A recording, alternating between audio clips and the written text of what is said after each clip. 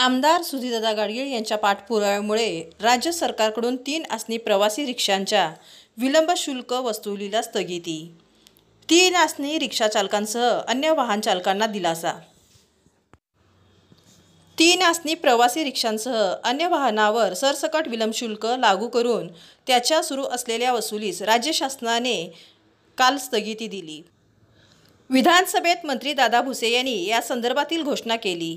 विलंब शुल्क वसुलीसह तातडीने स्थगिती द्यावी अशी आग्रहाची मागणी आमदार सुधीरदादा गाडगीळ यांनी मुख्यमंत्री एकनाथ शिंदे यांच्याकडे केली होती। तसे निवेदनही दिले होते। त्याचवेळी मुख्यमंत्री शिंदे यांनी त्यांना या विलंब शुल्क वसुलीस तातडीने स्थगिती देण्याचे आश्वासनही आमदार गाडगीळ यांना दिले होते। त्यामुळे काल विलंब शुल्क वसुलीस स्थगितीचा निर्णय शासनाने जाहीर केल्यावर आमदार गाडगीळ यांनी शासनाचे आभार मानले। 3 आसनी रिक्षांसह सर्व प्रकारच्या वाहनावर सरसकट विलंब शुल्क आकारणी अन्याय आहे, त्यामुळे ती चुकीची आकारणी तातडीने रद्द करावी अशी मागणी आमदार गाडगीळ यांनी मुख्यमंत्री शिंदे यांच्याकडे केली होती। तसेच या मागणीबाबत त्यांनी शासनाकडे सातत्याने पाठपुरावाही सुरू ठेवला होता। 15 वर्षावरील प्रवासी वाहनांना परवाना देताना विलंब शुल्क आकारावे असा आदेश आहे, परंतु सध्या सरसकट सर्वच 3 आसनी प्रवासी रिक्षा आणि अन्य वाहनावर अशा विलंब शुल्क आकारणीची सक्ती केली जात आहे। त्याबद्दल 3 आसनी रिक्षा चालक तसेच अन्य वाहन चालक यांनी आमदार गाडगीळ यांच्याकडे तक्रार केली होती। शासनाकडून होत असलेली ही अन्याय वसुली तातडीने थांबवावी अशी मागणी केली होती। त्यानुसार आमदार गाडगीळ यांनी या प्रश्नाचा पाठपुरावा सुरू केला होता आणि त्या संदर्भातच मुख्यमंत्र्यांची भेट घेतली होती।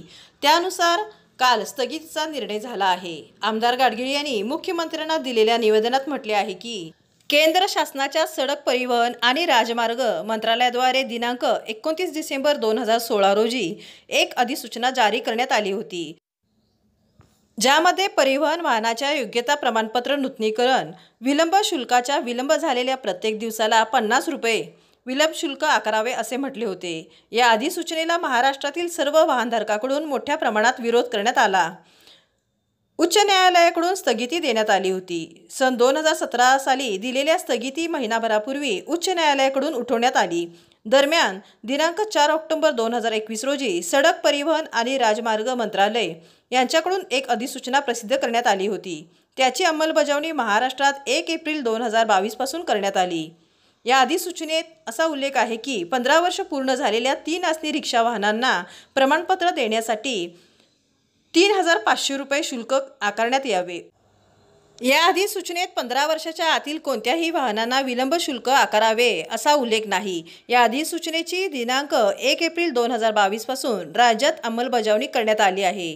तरी देखील 29 डिसेंबर 2016च्या अधिसूचनेप्रमाणे योग्यता प्रमाणपत्रासाठी विलंब झालेल्या प्रत्येक दिवसासाठी सरसकट 50 रुपये विलंब शुल्क आकारणी म्हणजे एकाच गुन्ह्यासाठी 2 वेळा शिक्षा देणे अशी वाहन चालकांची भावना आहे। तरी वाहन चालकांच्या भावनांचा व मागणीचा विचार करून त्यांच्यावर होणाऱ्या अन्यायाबाबत ठोस भूमिका घेऊन विषय मार्गी लावावा।